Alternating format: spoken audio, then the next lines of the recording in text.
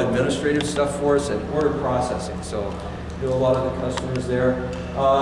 We outgrew our building. We moved into Energy Way. This was about a 50,000 square foot facility.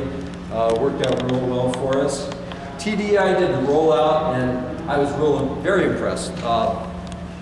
They asked me to come over to give a presentation for the press introduction. I arrived and was immediately taken to dinner in some castle from some king. And I was treated like royalty. They provided a car and an apartment in London, and really first-class operation.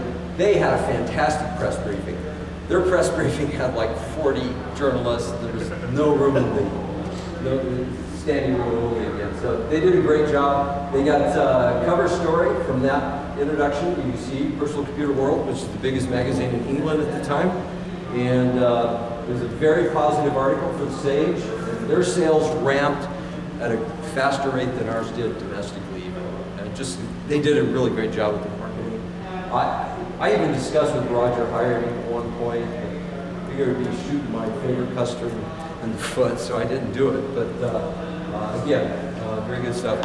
Also during this period of time, we were working on what's called the Sage 4. Sage 2 was the original machine. By the way, the reason I didn't call it Sage 1 like Apple 1 was it looked like saggy. And I thought, that's a saggy. So I didn't call it Sage 1, went to 2. And then the 3, it didn't look as good, so Sage 4, as these names come up. There's some confusion over it. I won't go into all that right now, but so you may remember it. Marketing help. This is our first Las Vegas Comdex. And the gentleman in the back on the far left, a guy named Steve Gant. I'd hired him just a few weeks before Comdex as my VP of Marketing. He had experience with marketing, distribution, and so on.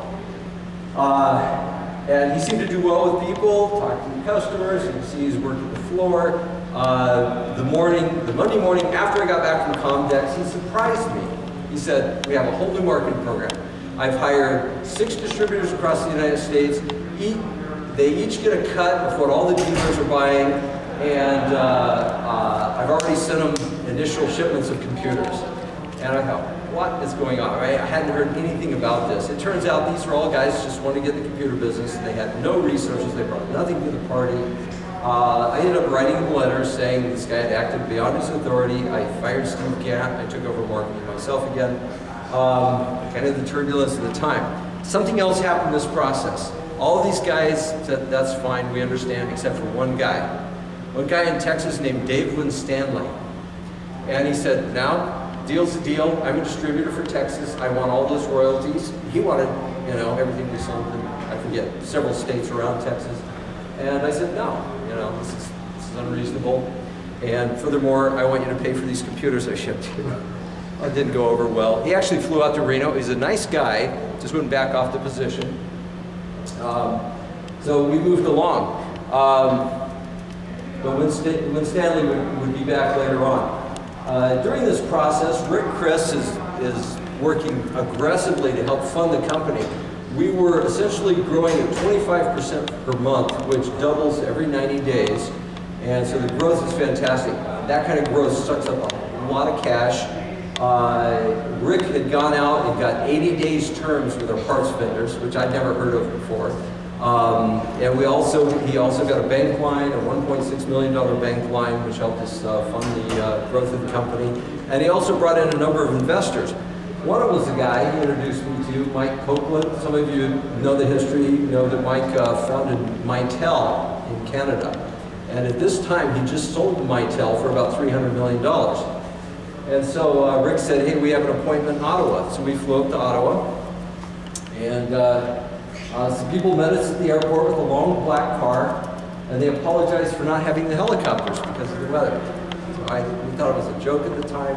But we went out to this house, very impressive. It was in a national park. It was called a cottage, but it was huge, expansive place. I mean, the guy knew how to live well. And we spent the night there and met Mike in the morning and had meetings. I walked outside just to look at the St. Lawrence River, and a couple of helicopters fly up the river and land on the lawn. I didn't know at the time Mike had a helicopter business. He was trying to impress us, so we took helicopters down to his computer company in Ottawa. And, the bottom line is Mike wanted to buy our company, and actually he made us a very good offer. At the time, we were actually in good shape in terms of cash, but and I was having a good time. That's what it boiled down to. I wasn't ready to give up control. And so Mike came on as an investor, a minority investor, also a board member. He's one of my more effective board members.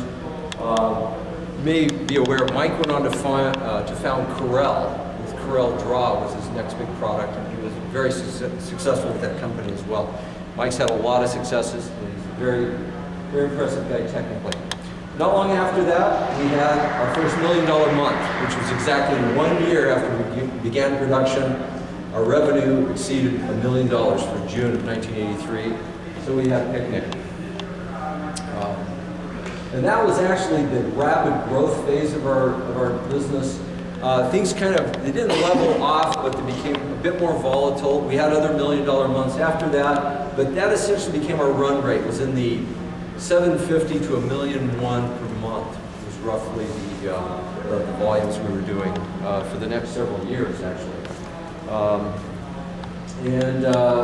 One of the things I want to do in marketing, again, we had a lot of dealers and bars that picked up our product and were selling them. I want to support them well.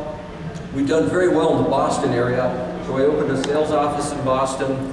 Bob and I flew out to a snowstorm. This is the snowstorm. No fun at all. Here I was next to the Constitution doing a promotion for the computer.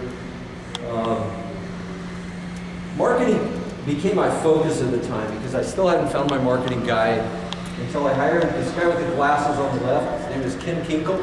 He had been one of the guys who first rolled out VHS rentals, and he understood retail. So I brought him in.